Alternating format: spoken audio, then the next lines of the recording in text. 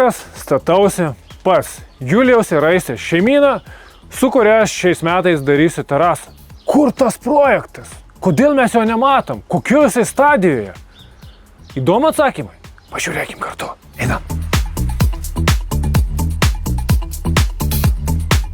Ohoho!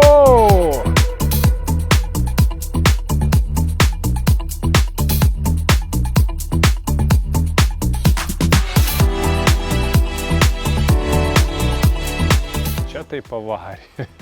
Nu ką, matau, šeimyno laiko veltui neleidot ir auksinė taisyklė prieš pradedant kažką gražaus, tu turi padaryti didelį bardaką. Tai čia ko gero, Julijau, čia tavo atsakomybė dabar parengiamieji darbai, ko reikia padaryti iki terasos. Kai pradėjom dalyvauti šitam projektą, tai atrodo, jo, labai viskas fainai, bet aš iškart pradėjau galvoti apie tos žemės kasimo darbus ir aš taip nenorėjau jų pradėti, dėl to taip viskas užsitėsi. Aš ten vieną savaitę, antrą nukėliau, trečią, ten planuojam, čia kaip čia tą drenažą daug šnekėti. Kelio atgal nėra, tik į priekį. Viskas. Bet čia, ką matom, čia yra ilgoja istorija, ne? Taip. Tai išaušo diena, kada jau nusprendžiau pradėti darbus, bet supratau, kad prieš statant tą mūsų gražią terasą reikia, pirmas dalykas, sustvarkyti drenažą, apsišildinti pamatą ir nusigriauti tą seną terasą. Tai terasos griovimas buvo pats lengviausias darbas, išardėjom varžtus, nusukom, sumetėm. Tada priėjom prie betoninio pagrindo. Ten įsijungė gotas. Atvežė įrankį, perforatorių, atvežė ekskavatorių. Į vietą, viską pristatė į vietą, įvažiavo į kiemą, pravedėm tokius mokymus, kaip viskas veikia, ko nedaryti, kaip užkurt, žodžiu.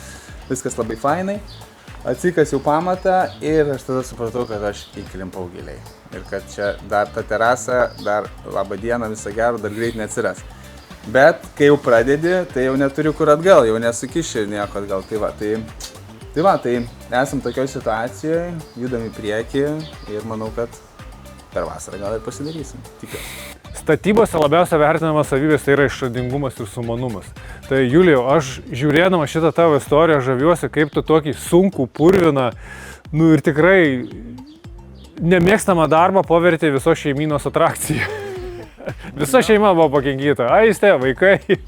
Tikrai. Dažniausia du dalykai, kurie stabdo greitą terasos įrengimą, tai būna parengiamieji darbai, kuo dabar smaginasi Julius, ir antras dalykas to galutinio namo koncepto išiškinimas, ko jūs neturėjote, nes jūs norėjot, sakot, aš noriu dvarą, bet ką aš dabar matau po jūsų ilgų diskusijų, kad čia yra klasikinis, lietuviškas, protingas, nuosaikus vaizdas. Ir dėl to, kad yra svajonės, jos yra didesnės dažniausiai negu tu galvoji, tai užmanymas buvo vila Žaliakalny, bet jos dėja nebus, nes mus paprotino specialistai ir džiaugiuosi, kad priėmėm sprendimą.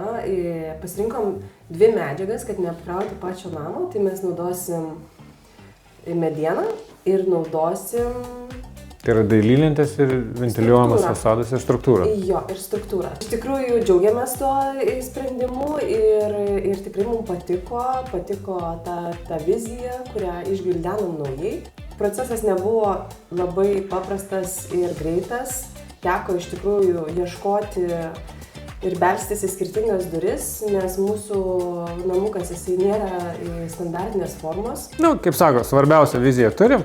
Dabar kitas klausimas dėl pačių medžiagų pasirinko, nes dabar jau matau, kad jūs turit galutinį sprendimą ir kaip jūs vis dėl ko nusprendėt, nes buvo ir Trexo kompozito lenta ir plytelė. Ieškojom ir galvojom ir dvejojom, nes vyras vieno norėjo, aš kito norėjo, namas pats iš savęs dar kažko kito norėjo. Nuvažiavome MDS terasas, kur mus pakonsultavo labai fainą, kompetitingą konsultantę ir mums pavyko priimti sprendimą. Atvykom į MDS terasas ir labai tikiuosi, kad rasim tai, ko norim. O ko norim, dar nežinom. Visiškai neaišku, bet tikėkimės mus pakonsultuos. O, aš jau matau čia visai nieko plytelių tokių, kurios man visai jau patinka. Ką, važiuojam, pašnekėsim ir tikrai rasim, ko mes ieškom. Medžių imitacija, ne? Čia yra šlapias efektas. Taip, laukiai išeisim, pažiūrėsim, kaip atrodo sausis. Tai yra klasikinis 60-60. Matosi masyvas, kaip skiriasi, ne? Jūra, Marna. Tai kiek sakėte, jinai sveria? Viena plytelė 22 kg. Prisimins. Tai va, tas pats. Vienas niekaip reikės pagalbos kažkieno. Kas buvo fainai, tai kad jinai parodė realių pavyzdžių. Įgyvendinti projektai jau. Visi gyvendinti projektai tai buvo ir plytelių, terasos su plytelėmis, terasos su kompozitu. Jiem, nu čia jiem didžiausias yra Džiaugsmas jo. čia. Tesnė, tai iškart, nu ta prasme, aš kas antrą. Supjausta idealiai medis, ar sudėtos va šitos plytelės.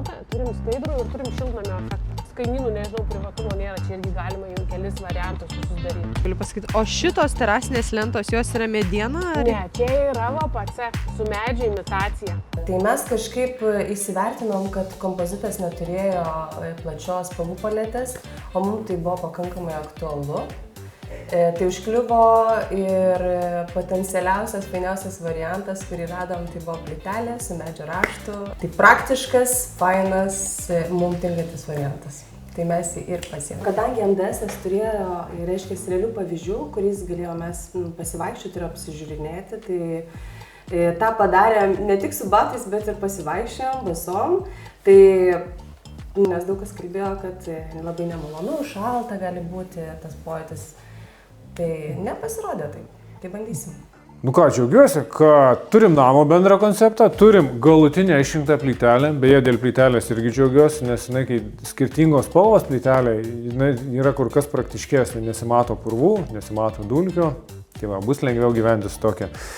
Tai faktiškai aš dabar šaituojuosi rankovės, aš turiu 3D modelį ir tada piešiam realiai, kaip atrodys prie tavo namo, tavo pasirinkta plytelė ir žiūrim tuos variantus. Tada papiešim, girdėjau, ir vazono ten norėjai, visų kitų dalykų. Tai čia dabar užduotis padaryti, kad va, tą vaizdą pateiktų ir sakysi, čia yra mano svajonių terasa.